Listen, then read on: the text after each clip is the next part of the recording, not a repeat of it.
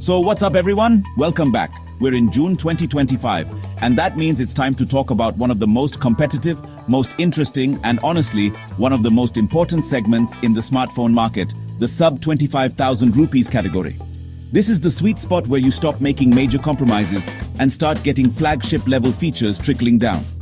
The phones here are getting seriously good, to the point where for a huge number of people, spending any more money just doesn't make sense. So in this video, I've got my list. Here are the best smartphones you can buy under 25,000 rupees in June 2025.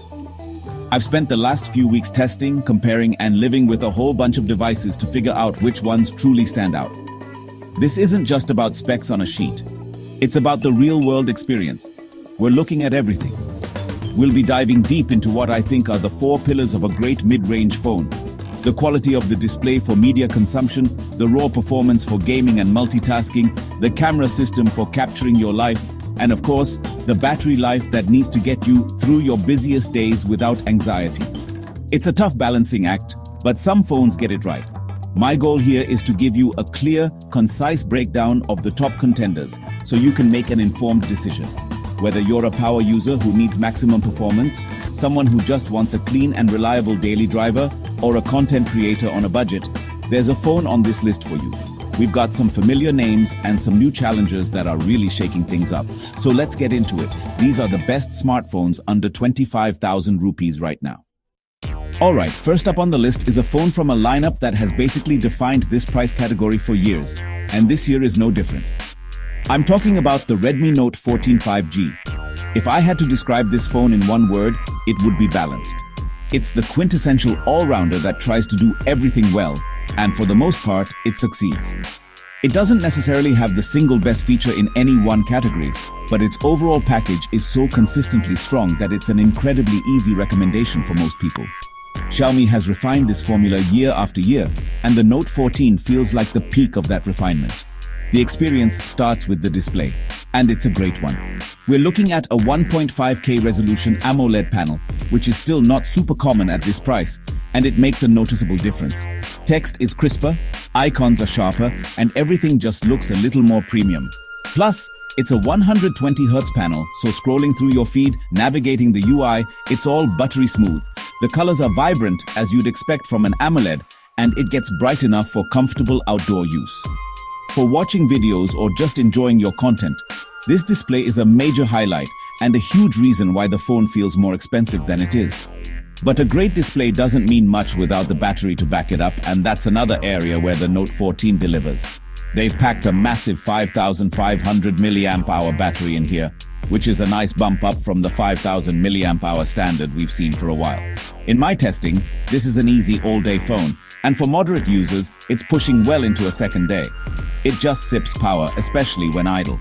When you combine that longevity with the solid performance from its chipset, which handles daily tasks and even some decent gaming without breaking a sweat, you get a device that is just incredibly reliable. It's the safe, smart choice. Next up, we have a phone for those who prioritize software and the overall user experience above all else. This is the OnePlus Nord CE4 Lite 5G.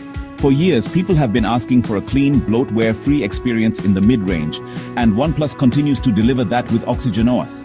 It's smooth, it's responsive, and it stays out of your way. There are no weird ads or unnecessary pre-installed apps to deal with. It's just a clean slate for you to build on, and in a market crowded with heavily skinned versions of Android, that is a massive selling point that can't be overstated. The hardware supporting that software is no slouch either. The Nord CE4 Lite features a really nice fluid AMOLED display. While it might not have the 1.5K resolution of the Redmi, it's still sharp, colorful, and a joy to use for everyday tasks. The smoothness of the high refresh rate panel combined with the fluidity of Oxygen OS makes the phone feel exceptionally fast and responsive in a way that spec sheets don't always capture. It's that day-to-day snappiness that Nord users have come to love, and it's fully present here. It's a phone that just feels good to use, plain and simple. Of course, this is a 5G-ready device, ensuring you're future-proofed as networks continue to expand and improve. The performance is more than adequate for the average user. It's not a gaming beast, but it will handle all your social media, browsing, streaming and messaging without any hiccups. It's a device built for reliability and ease of use. If you're coming from an older phone and you just want something that works well, feels premium, and won't frustrate you with confusing software, the OnePlus Nord CE4 Lite 5G is a fantastic option and a top contender. Alright, now let's talk about a phone for a very specific type of user. The power user, the gamer, the person who never ever wants to see a low battery warning. Meet the iQOO Z10 5G, a phone that is unapologetically focused on performance and endurance. The headline feature here is just insane. And you have to see it to believe it. A 7300 mAh battery. No, that is not a typo. 7300 mAh. This is a spec you'd expect to see in a tablet, not a smartphone. And the result is exactly what you'd think. This phone simply refuses to die. With this battery, we're not talking about 1 day or even 2-day battery life. For a normal user, you could genuinely be looking at 3 full days of use between charges. It completely changes how you use your phone. You stop thinking about where the nearest charger is. You can go on a weekend trip and not even pack a power brick. It's a level of freedom that no other phone on this list can offer.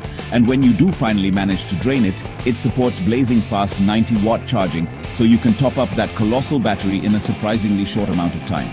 It's the best of both worlds. But iQOO didn't just stop at the battery. They paired it with the Snapdragon 7S Gen 3 chipset, which is one of the most powerful processors you can get in this segment. This combination makes the Z10 an absolute beast for gaming and heavy multitasking. Games run smoothly at high settings, apps load instantly, and the phone barely breaks a sweat. The trade-off is that it's a bit thicker and heavier than the other phones, which is expected with a battery this size. But if your priority is maximum power and an almost infinite battery, the iQOO Z10 5G is in a class of its own.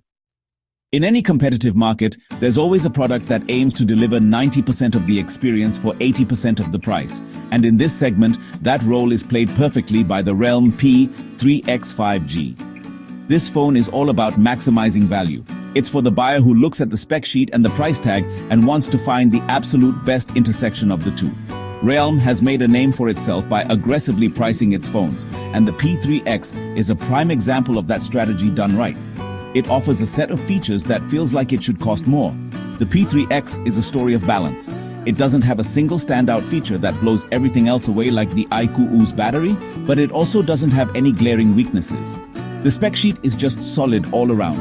You get a good high refresh rate display, a capable processor that handles daily tasks with ease, a decent camera system that punches above its weight in good lighting, and reliable battery life that will comfortably get you through a full day. It's the jack of all trades in this lineup, ticking all the essential boxes without any major fanfare.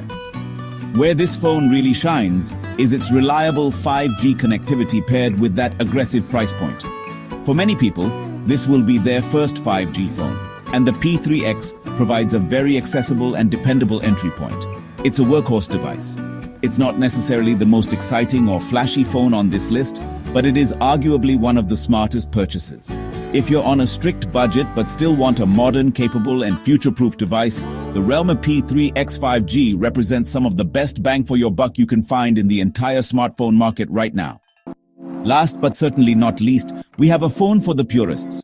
This is the Motorola G45 5G. For years, if you wanted a clean stock-like Android experience without paying a premium for a Pixel, your best bet was a Moto G series phone, and that legacy continues here.